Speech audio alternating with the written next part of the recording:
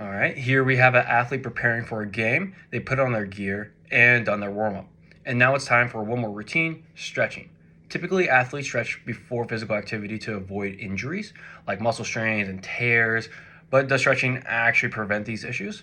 And if so, how long do the benefits of stretching last? To answer these questions, we need to know what's actually happening in the body when we stretch. There are two kinds of stretching our athlete might be doing: dynamic stretches, which are controlled movements that engage a range of muscles throughout the motion, and static stretches, where the stretch holds a position to keep specific muscles at a fixed length and tension. Our athlete is currently doing a static hamstring stretch, a 30-second interval where he pulls his hamstring beyond its usual range of motion.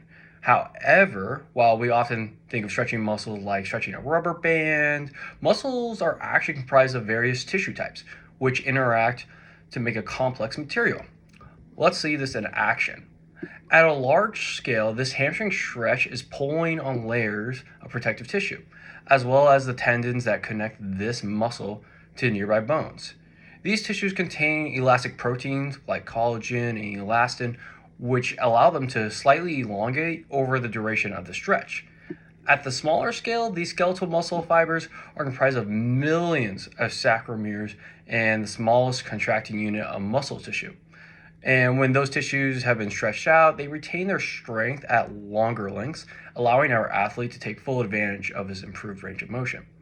Unlike a rubber band, this muscle resistance to stretching decreases with each 30-second stretch, allowing our athlete to continually elongate his hamstring. And this improved flexibility likely decreases the chance of incurring certain muscle injuries. But due to the muscle's elastic properties, this effect will be gone in 10 minutes without further activity. The exercise from his mat should elevate his muscle's temperature and continue to elongating the muscle, maintaining his increased flexibility throughout the game. But once he gives his hamstrings a break, they'll retract back to their previous state.